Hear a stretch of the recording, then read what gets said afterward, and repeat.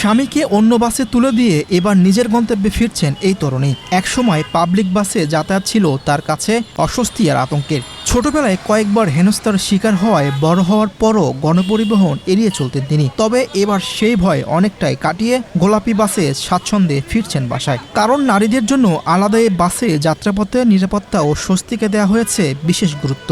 আমি একসাথে বাসায় যাচ্ছিলাম আর কি একটা জায়গা থেকে। তো মূলত প্ল্যান ছিল অটোরিকশা দিয়ে যাওয়ার বা অন্য কোনো বাস দিয়ে যাওয়ার।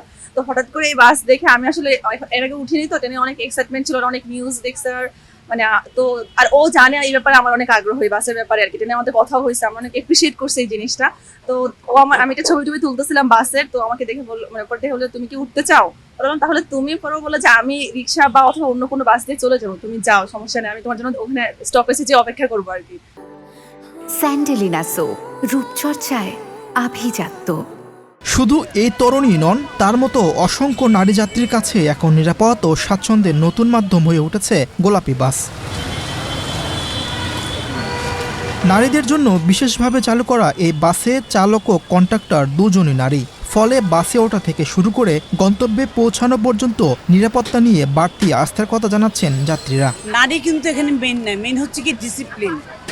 যেমন আমার যে ম্যাডাম যিনি গাড়ি চালাচ্ছেন, উনি কিন্তু ফুললি রুল মেনটেন করে, এটা কিন্তু আমরা খেয়াল করেছি। কিন্তু আমাদের দেশের আমাদের যে লোকাল বাসগুলো, ওরা কিন্তু কোনো রুল মেনটেন করতে চায় না।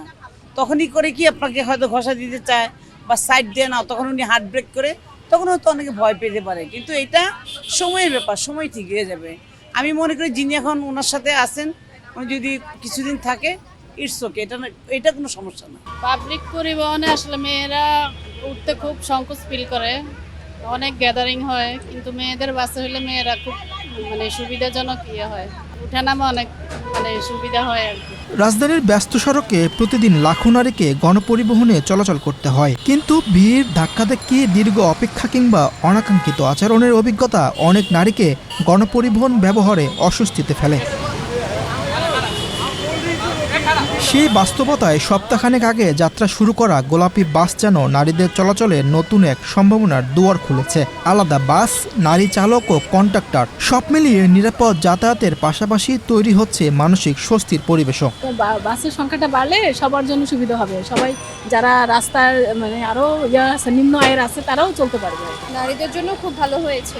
পাবলিক গণপরিবহনে দেখা যাচ্ছে যে নারী পুরুষ একসাথে যাতায়াত করে উঠতে হচ্ছে, এখানে শুধু নারীরা থাকছে জন্য সেফ এই লাইনে বাড়ানো প্রয়োজন রয়েছে। তাতে তারা খুব ভালো সুবিধা পাবে। গণপরিবহনে উঠলে যেভাবে নারী পুরুষ একসাথে উঠতে হয়, এখানে উঠলে খুব তারা সুবিধা পাবে আর কি। গোলাপি বাসে যাতায়াত করে সন্তুষ্ট নারী যাত্রীরা। কেউ বলছেন ভিড়ের মধ্যে আগের মতো অস্বস্তি নেই, কেউ বা জানাচ্ছেন নারী কর্মীদের কারণে বেড়েছে নিরাপত্তার অনুভূতি। নির্দিষ্ট রুটে তুলনামূলক কম ভাড়ায় যাতায়াতের সুযোগও বাড়তি স্বস্তি দিচ্ছে নারী যাত্রীদের। সত্যি কথা বলতে অনেক ভালো লাগছে আমাদের, আর অনেক নিরাপদে সবাই পৌঁছাতে পারছি, এটা ভালো আমাদের জন্য অনেক।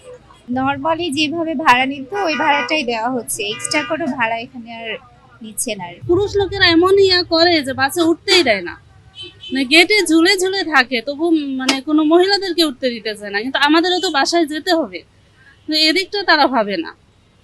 এজন্য মহিলা বাসটা দিয়ে খুব ভালো হয়েছে। আগে যেরকম আমাদের অফিসে আসতে যাতায়াত করতে অনেক প্রবলেম ছিল, এখন আলহামদুলিল্লাহ আমরা কোনো সমস্যা পড়তেছি না, কেননা আমরা টাইমলি অফিসে আসতে পারি এবং টাইমলি আমরা বাসায় পৌঁছাতে পারি। আগে আমরা যখন বাসে উঠতাম, ছেলে মেয়ে একসাথে থাকতো, ধাক্কাধাক্কি লাগতো, ওটা থেকে আমরা মনে করি যে এখন আমাদের জন্য এই বাসটা হয়েছে অনেক ভালো হয়েছে। নিরাপত্তার সঙ্গে স্বাচ্ছন্দ্য, গোলাপি বাসের যাত্রায় দুটোকে গুরুত্ব দেওয়া হচ্ছে।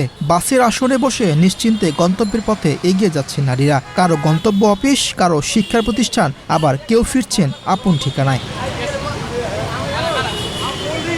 একটি নিরাপদ গণপরিবহন শুধু একজন নারীকে গন্তব্যে পৌঁছে দেয় না, তার চলার পথে তৈরি করে আত্মবিশ্বাসও। দীর্ঘদিনের অস্বস্তি আর ভয় কাটিয়ে গণপরিবহন ব্যবহারে নারীদের এই নতুন আস্থা তাই শুধু একটি বাসের গল্প নয়, এটি নারীবান্ধব নগর পরিবহনের প্রয়োজনীয়তারও একটি বাস্তব প্রতিচ্ছবি। নিরাপত্তা ও স্বস্তির এই অভিজ্ঞতা যদি আরও বিস্তৃত হয়, তাহলে রাজধানীর গণপরিবহনে নারীদের অংশগ্রহণও আরও স্বাচ্ছন্দ্যময় হতে পারে। কারণ একজন নারী যেন ভয় নিয়ে নয়, নিজের প্রয়োজন আর স্বাধীনতা নিয়ে পথ চলতে পারেন, সেটি হওয়া উচিত গণপরিবহনের অন্যতম লক্ষ্য। মীর হোসেন সরকার, বাংলাদেশ প্রতিদিন।